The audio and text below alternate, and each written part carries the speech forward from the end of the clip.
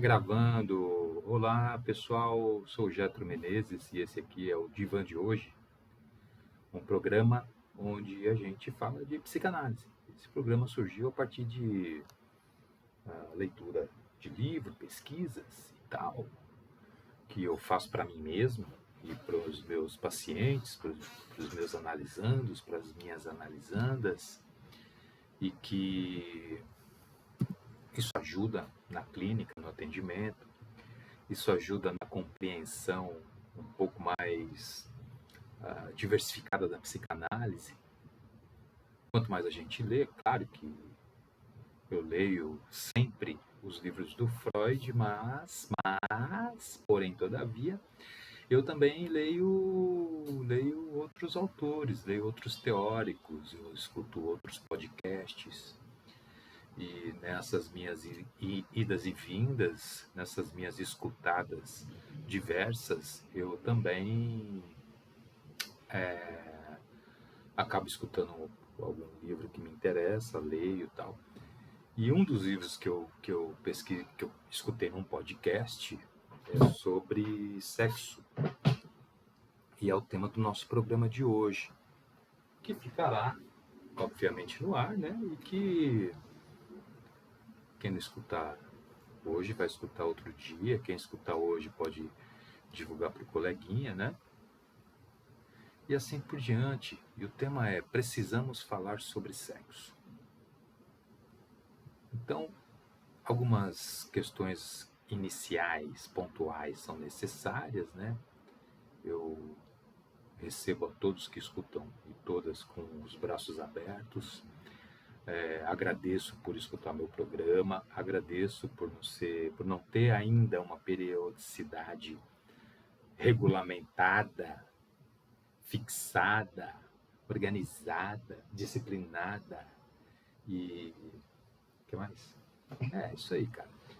Assim, toda quinta, 10 da manhã tem um podcast novo. Todo sábado, ao meio-dia e 39, tem um... Não, o que acontece na medida do possível, mas eu pretendo, a partir do próximo ano, organizar melhor essa história.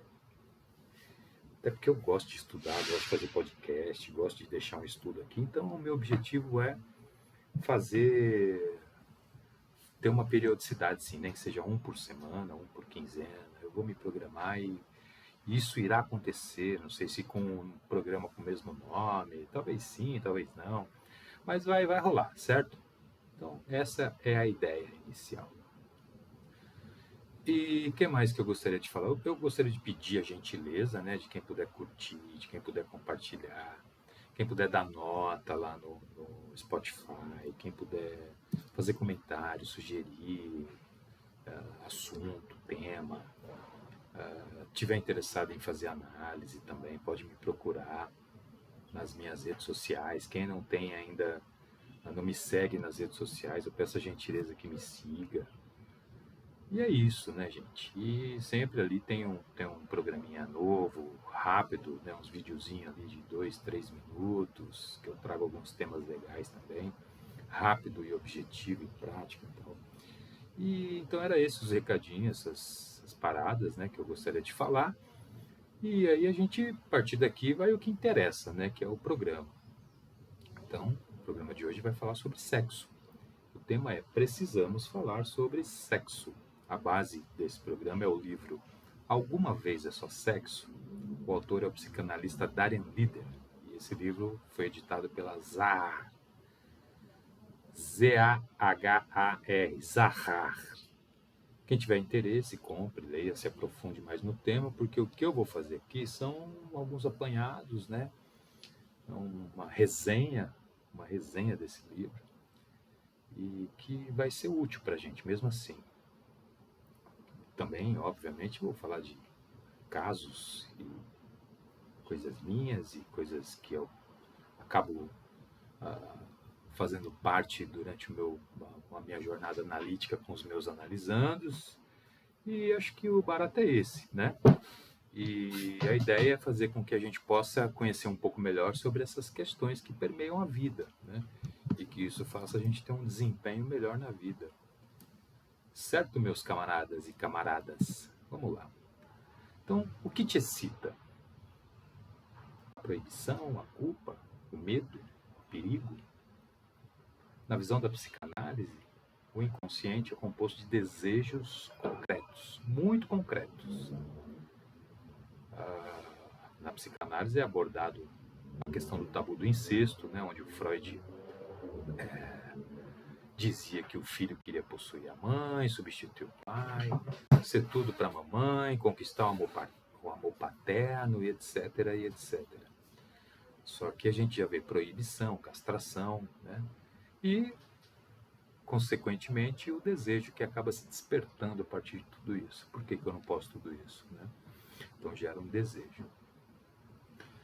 E na visão do autor do livro que a gente citou, Alguma Vez é Só Sexo, né?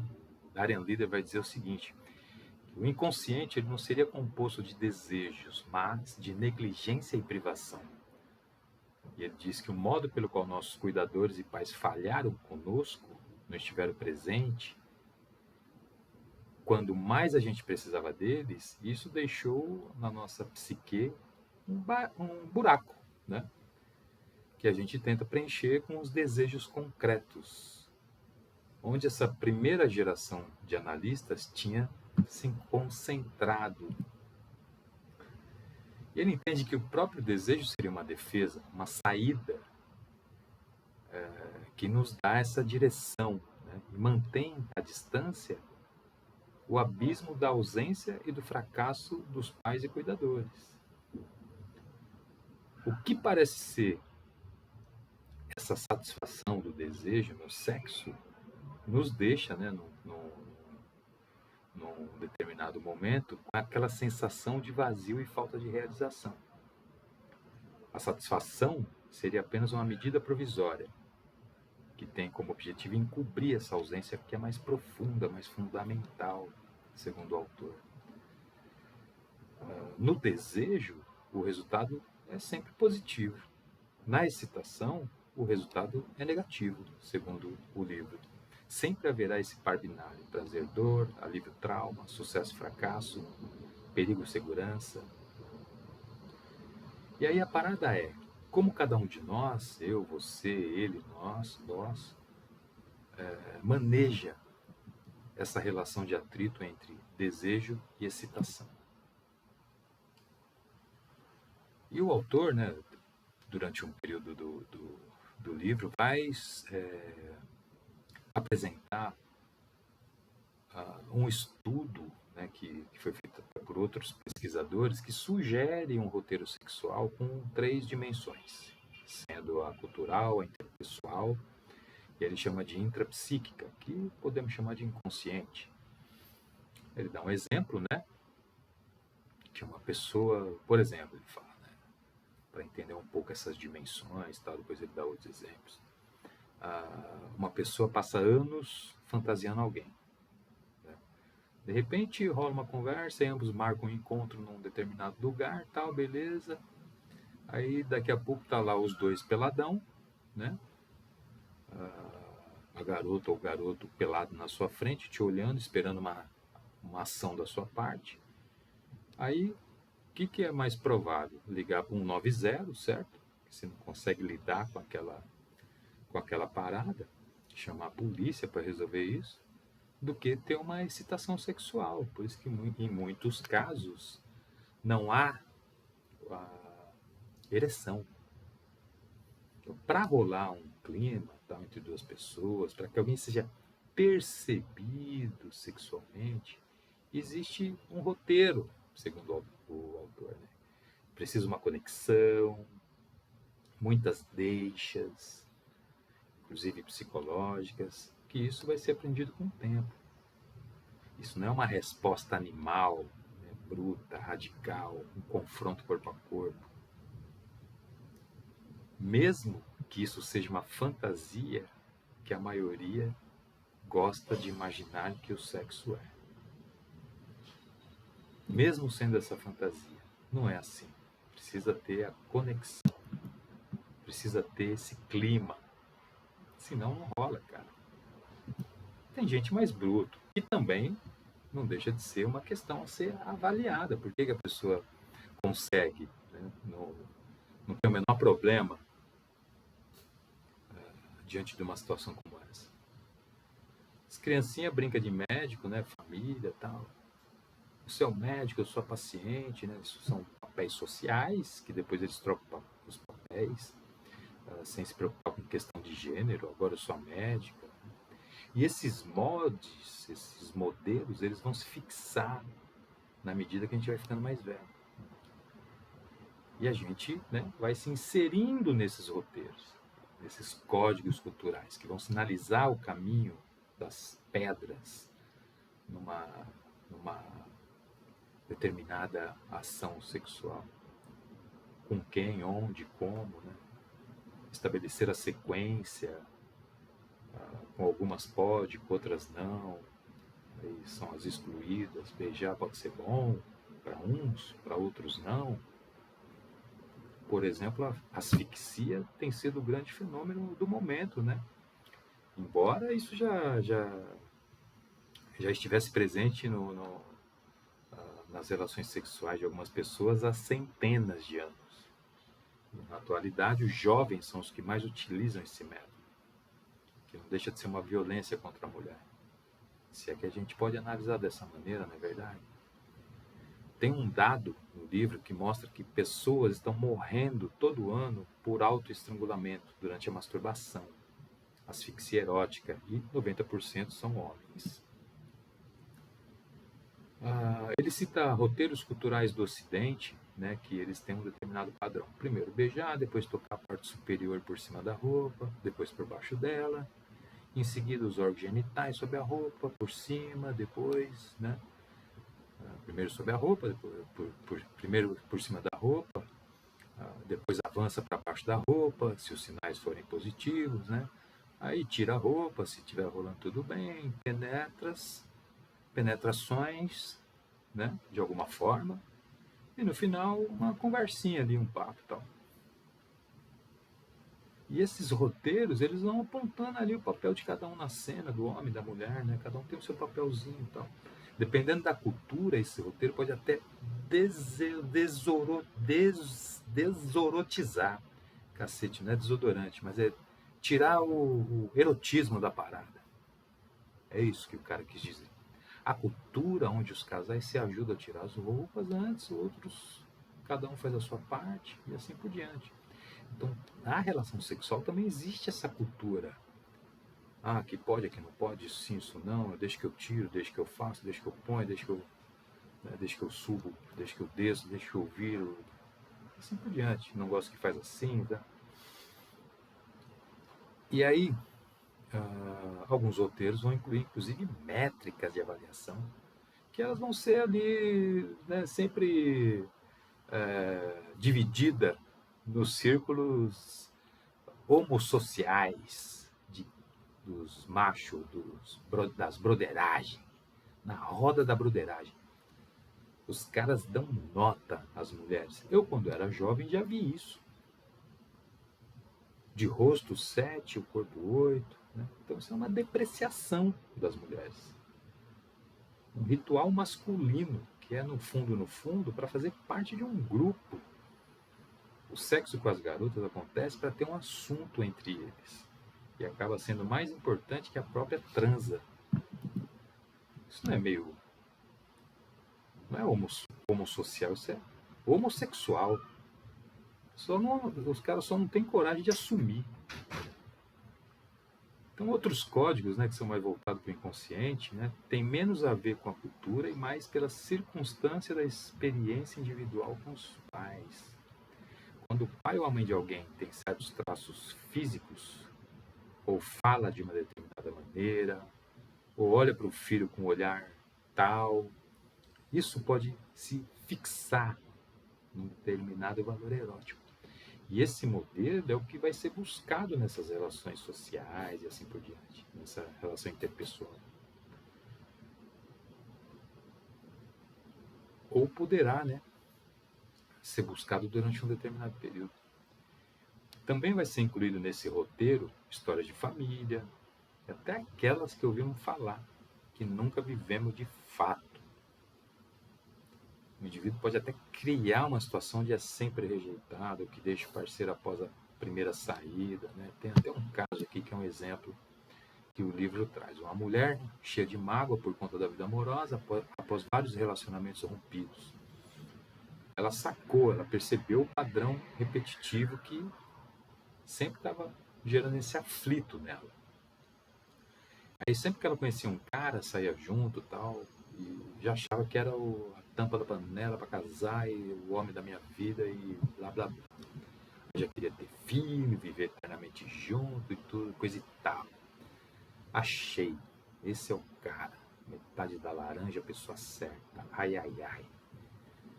Tudo estava rolando numa boa nessa relação. Até que no momento que o cara dá a ideia de surgir uma possibilidade de rolar um compromisso um pouco mais sério. Ah, vamos morar junto, a gente está se dando tão bem e tal, não sei o quê. A garota se afastava. Eita, louco, velho.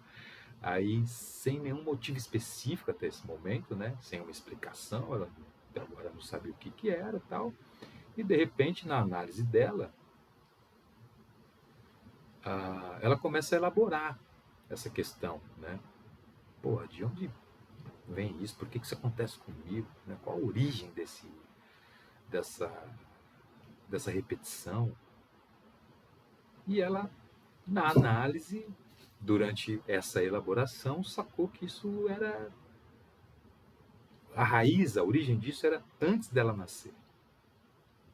A mãe dela era apaixonada por um cara e de repente eles romperam bruscamente. Eram noivos e tal, e aí acabou. E essa mãe se referia ao pai da garota, né, dessa analisanda, como uma espécie de compensação.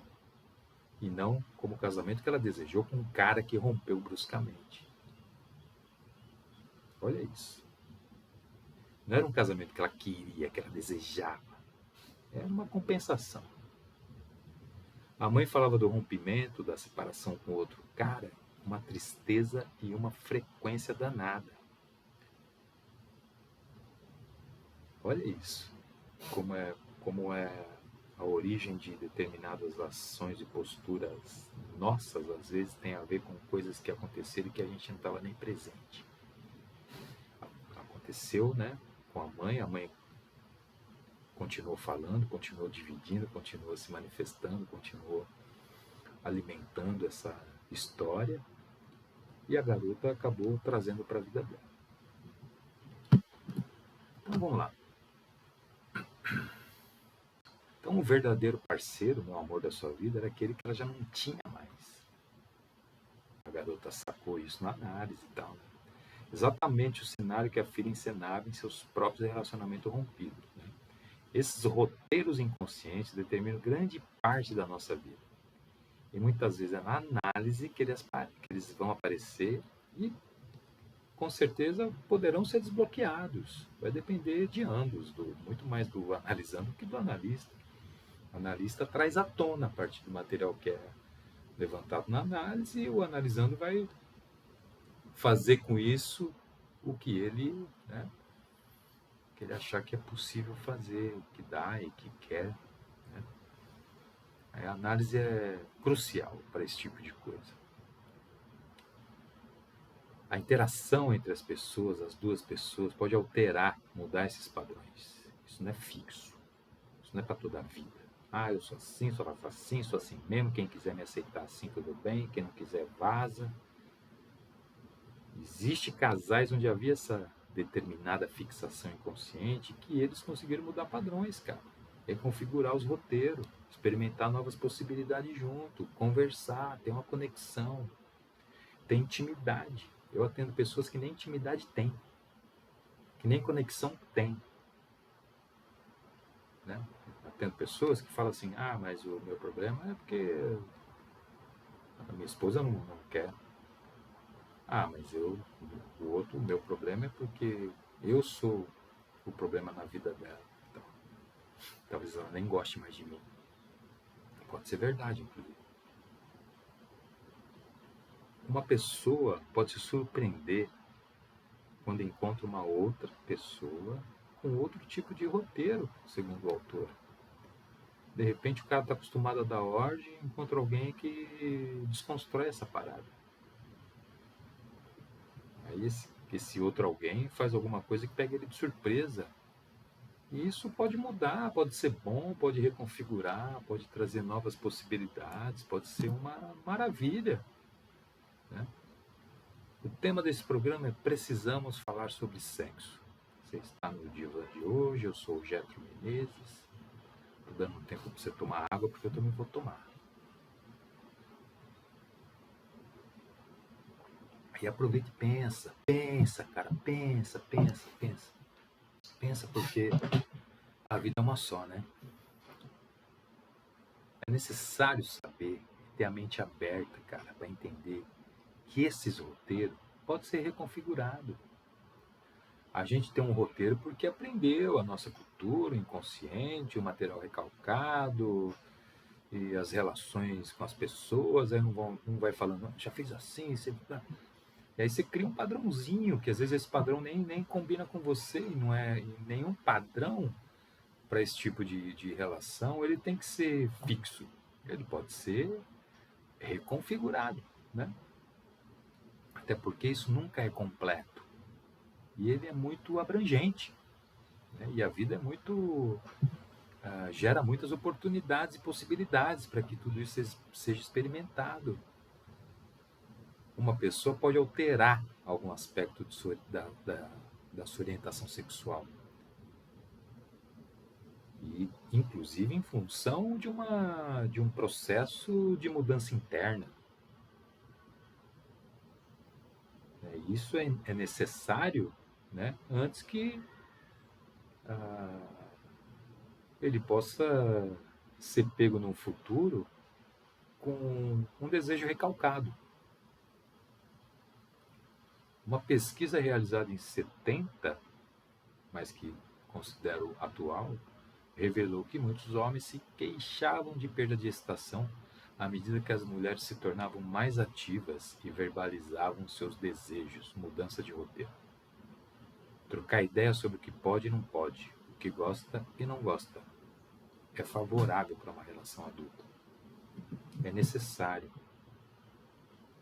Porque senão, não tem essa ideia, não tem essa troca de ideia, não é verdade? O que pode, o que não pode, o que você gosta, o que você não gosta, o que eu posso fazer, o que eu não posso, o que eu gosto que faz, o que eu não gosto. Se não tem essa ideia, o que vai acontecer é treta. Porque pode acontecer alguma coisa dessa e a pessoa falar e o outro se sentir chateado, ou a outra garota se sentir chateada, se sentir ofendida, se sentir agredida, se sentir invadida, se sentir desrespeitada, com todo direito. Quando a sexualidade é construída com base na infância, justamente em torno daquilo que não é dito, do que é mascarado, do que é escondido, do que é cercado por um clima de negatividade e juízos morais, certamente haverá problema. Certamente você terá problema. Segundo o autor. A falta de confiança na imagem do próprio corpo não é o único motivo, né, por qual as pessoas apagam a luz para transar. Para muitas pessoas, o problema no sexo ou do sexo pode estar mesmo no medo dessa relação, dessa intimidade, dessa conexão. E aí, sobre o orgasmo, né, o autor vai falar que mulheres vão descrever o orgasmo como nada além de uma emoção. Elas vão falar que são as mesmas sensações que tem na tristeza, na surpresa, no medo, na alegria. E o sexo, ele pode ser essa câmara complexa de compensação, segundo o autor, onde existe favores e angústias. E aí um resultado poderia ser a eliminação dos estágios de tensão que os adultos que cuidavam de nós no passado não realizaram. Então, o sexo, nesse sentido, tira o quanto dá. e poderia explicar o sentimento de gratidão, às vezes experimentado em relação a outra pessoa, por mais egoísta que tenha sido o seu comportamento sexual. Então, o parceiro sexual vai te ajudar a eliminar o seu estado corporal de excitação e tensão. O sexo apaga isso temporariamente. Ele apaga toda essa gama de preocupações. Ele é uma forma de tratar a raiva, o sexo. Tratar o desespero, o sentimento de oprimido, oprimida. Ele permite essa medicação que é temporária desses estados de tensão e pavor. É isso que é. E isso vai se dar através dessa dominação ou das conciliações. Abre parênteses, oral, anal, muscular, genital. Através dos mesmos órgãos e partes do corpo. Sexo nunca é uma coisa só. Ele pode ter significado diferente para pessoas diferentes ou para a mesma pessoa em momentos diferentes da vida, não é verdade? Você com 16 anos, numa festa da escola pensava uma coisa, com 45 outra, seja casado ou solteiro, e com 70 você vai acabar pensando exatamente outra, principalmente se estiver viúvo.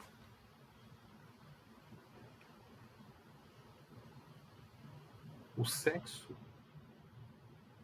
ele sempre vai envolver desequilíbrios de poder corporal e emocional, pequenos ou grandes atos de violência e uma forma de causar danos, que pode ser efeitos da nossa primeira infância. Então, diante de toda essa história, né, pesada, é surpreendente que as pessoas não consigam sequer praticar sexo. E os muitos problemas de desempenho sexual que são apresentados sejam testemunho de tudo isso que foi falado. Uma observação importante: se alguém está deprimido ou com raiva do parceiro ou da parceira, ou se sentindo atacado por ela ou por ele, ou de luto, ou preocupado com o relacionamento de ambos, né? Será que isso não dá a ideia de que eles não deveriam transar? No fundo, vocês estão sacando a parada, né? Isso tudo aqui, cara, às vezes a pessoa está deprimida, ela quer, principalmente o cara, né? Com raiva, mais ainda, que assim dá uma aplacada. Só que é um remedinho provisório, daqui a pouco volta tudo de novo, porque não resolveu, né? Isso não é atribuição do sexo. Então, no fundo, quando isso é feito, ele se torna uma alienação, um sintoma de alienação. De você mesmo, cara. Certo? Você fica alienado de você, porque você permite que o sexo seja ali o remedinho, na verdade, cara, para sua insônia. E aí você toma e dorme, no outro dia você acorda, tal, beleza, come, trabalha, ó, pô, que legal. Chega à noite e não vai conseguir dormir de novo. Por quê? Por que você não está dormindo? Não é mais fácil você resolver por que você não está dormindo? Qual é a origem disso? Por que eu quero transar quando eu estou deprimido, com raiva, ou fui atacado pelo parceiro ou pela parceira, ou quando estou num luto, perdi o emprego, perdi a namorada, perdi a mãe, o pai, o cachorro, o papagaio, ou estou preocupado com o meu relacionamento e tal. Esse é o melhor momento para transar. E um monte de gente faz isso. Muitas pessoas fazem isso. Muitas é bastante mesmo, hein, cara? Talvez de 10, umas 9,5 façam isso. E aí o autor vai dizer o seguinte: se no sexo encenamos, perseguimos e vingamos muitos aspectos da relação primitiva com nossos cuidadores, sempre haverá um desequilíbrio de poder, pois foi assim que começamos a vida. Éramos desamparados incapazes de nos expressar e estávamos à mercê de corpos maiores e mais poderosos. No sexo se dá a impressão de reverter esse desamparo. Você dá ordem, você bate, puxa cabelo, dá tapa, né? Sei lá, joga até leite fora, né? Entre outras coisas. E além dessa sombra reprodutora, que é o sexo, ele também pode existir para erotizar essas dimensões de desigualdade, dominação, força, causalidade, né? A causa. Ele envolve uma exploração, segundo a segundo, dessas relações de poder, com mudanças rápidas das desigualdades, conforme cada pessoa faz alguma coisa ou se abstém de fazer algo com o parceiro. Ele, o sexo, pode ser uma maneira de transformar o nosso sofrimento e a nossa opressão numa fonte temporária e complexa de prazer. Fonte temporária e complexa de prazer. O sexo tem a ver com muito mais do que sexo. Ele tem a ver com história, educação, angústia, culpa, vingança, violência e até amor. Talvez o amor esteja por último, porque talvez ele seja o último. Talvez seja o mais difícil de incluir no sexo. Tem história, que a gente contou, que é a história da mãe da garota que amava um cara e casou com o pai dela por uma compensação. Tem educação, a gente aprende com amigos, com os pais, né, de um jeito até meio cheio de incógnitas. Né? Você prefere perguntar às vezes na rua, ver uma revista, ver uma internet hoje em dia, antigamente seria revista.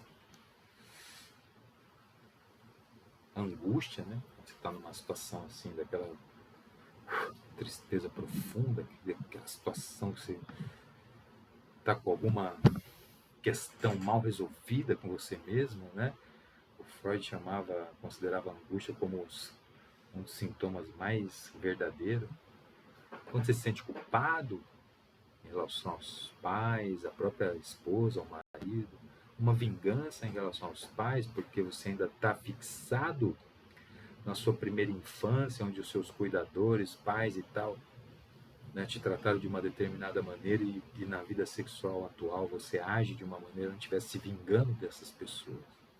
Imagina, de forma nenhuma. Então para ver como é que é a sua prática, o que você faz, o que você sente, como você age diante do parceiro ou da parceira, violência e até o amor, né?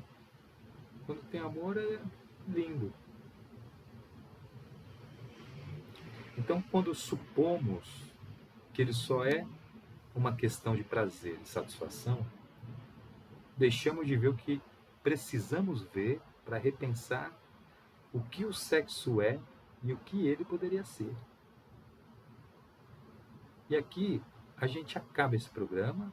Espero que você curta, compartilhe, comente, faça o que você achar melhor, cara. Inclusive, repense a sua vida sexual, se ela é feita com base numa busca pelo sexo só para aplacar uma angústia, uma dor, um sofrimento, uma raiva, uma tristeza, uma decepção no trabalho. Eu fui mal pra caramba no trabalho, então eu vou entrar no aplicativo ou contratar o serviço de uma profissional do sexo, eu vou transar, que aí eu saio aqui bem. Eu fui mal lá e saio aqui bem. Não tenho relação com ninguém, sou um cara que nem quero relação com ninguém e tal, eu me basto. Né? Só que no trabalho hoje eu não fui tão bem, então preciso ser bom em alguma coisa, e nisso eu me garanto. É isso, né? Então, é isso, é assim. Não tem problema, se isso te faz bem, se isso te faz feliz, por favor. Agora, existem muitos casais onde essa dinâmica, esses roteiros, eles estão trazendo problema para a relação.